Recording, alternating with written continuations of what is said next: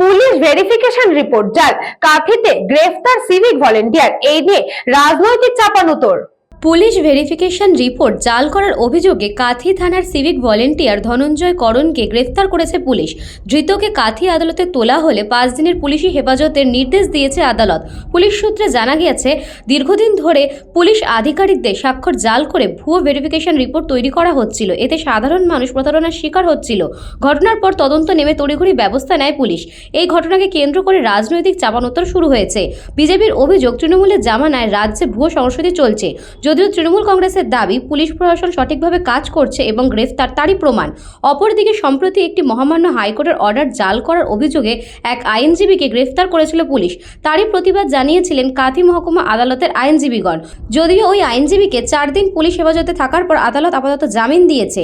তদন্ত জারি রয়েছে। পুলিশ এক্ষেত্রে অন্যায়কে যে রেহাত দিচ্ছে না, তারই এইসব দৃষ্টান্ত তুলে ধরেছে তৃণমূল। তো 1 তারিখ আমাদের সদস্য ঋত্বিক মাইতিকে পুলিশ অ্যারেস্ট করে।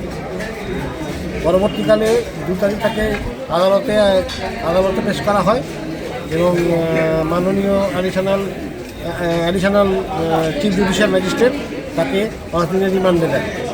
তার বিরুদ্ধে আমরা আন্দোলন গড়ে তুলি, কারণ পুলিশের অতি সক্রিয়তা বিরুদ্ধে আমরা আন্দোলন করেছিলাম, কারণ তাকে যে অ্যারেস্ট করা হয়েছে সেটা অনৈতিক এবং বেআইনি। সেই জন্য আমরা আন্দোলন শুরু করি। 4, 5, 6 আমরা প্রত্যেক দিন 8 ঘন্টা করে মৌন অবস্থান বসি এবং আজকে তাকে এসিজে রিপোর্টে রিমান্ডে নিয়ে আসা হয়েছিল এবং সমস্ত কাগজপত্র দেখে মাননীয় সিজিএম সন্তুষ্ট হয়ে তাকে 5,000 টাকা ও 1 সিওরিটিতে জামিন দিয়েছে। মান্না বলে একজন কাঁথি থানার অধিবাসী, তার একটা কমপ্লেনের ভিত্তিতে আমরা সম্প্রতি একটা কেস করেছি 7 তারিখে, যেটা এরকম ছিল যে উনি একটা পুলিশ ক্লিয়ারেন্স সার্টিফিকেট দাখিল করলেন ওনার কর্মক্ষেত্রে। সেখান থেকে বলা হলো যে এটা সঠিক নয়, বৈধ নথি নয়। তো তখন যিনি ওনার থানায় এলেন, তখন সেটা দেখা গেল প্রাথমিক তদন্তের পর যে থানায় কর্মরত ধনঞ্জয় করণ বলে একজন সিভিক ভলেন্টিয়ার, তার সঙ্গে একটা অর্থের বিনিময়ে তিনি থানার যেটা স্ট্যাম্প, সিল ইত্যাদি জাল করে এই পিসিসিটা বানানো হয় এবং তারপরে সেটা একটা পরিচিত অ্যাডভোকেটের কাছ থেকে এই যে অভিযোগকারী ঝন্টু মান্না তার কাছে পৌঁছয়।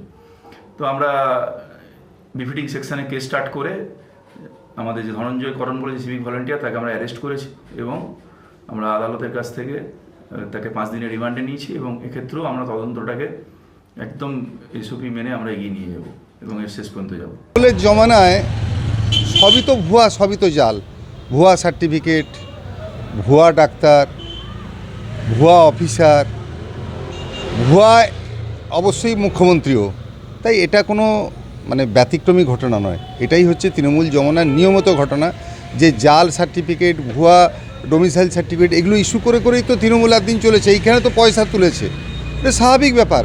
এই অ্যাকচুয়ালি খুব আশ্চর্য লাগছে, ভোট আসছে বলে বোধহয় তিনি এখন ন্যায় নীতির পথ ধরেছেন, ওই জন্য অ্যারেস্ট করছেন। একদিন করেননি, প্রশ্ন থেকে যায়। তো হয়রানি হচ্ছেন আর বিচারের বাণী নীরবে নিভৃতে কাঁদছে। এই মানুষ কারা? যারা একটা সময় বামফ্রন্টের অত্যাচার থেকে বাঁচো বলে তৃণমূলকে এনেছিল, কিন্তু কি আশার ছলনায় ভুলেছি আমরা যে সেই তৃণমূলই কিন্তু এখন মানুষের যে মূল ভিত, মূল চাহিদা, যে বেসিক স্ট্রাকচার, পরিকাঠামো সবই কিন্তু ধ্বংস করে দিয়েছে। একটা সামান্য সুশাসন দিতে পারেনি, এই তো পরিস্থিতি। হ্যাঁ, এটা কোনো কথা নয়। এইখানে এটাই প্রমাণ হয় যে পশ্চিমবাংলায় আইন আছে, অন্যায় করলে তার সাজা পায়। এটা মমতা ব্যানার্জির সরকার, সেই জন্য সিভিক ভলেন্টিয়ার গ্রেপ্তার হয়েছে। আইনের পথে চলবে, যেরকম কর্ম করছে তার সেরকম ফল পেতে হবে। আর বিজেপি কি বলছে সেটা নিয়ে মাথা ব্যথা করার কোনো দরকার নেই। Bureau report, news Banga time. St. Augustine's Day School, Barrackpur. Success for every child. Admission open 2026 to 2027. Contact number 900793 4555.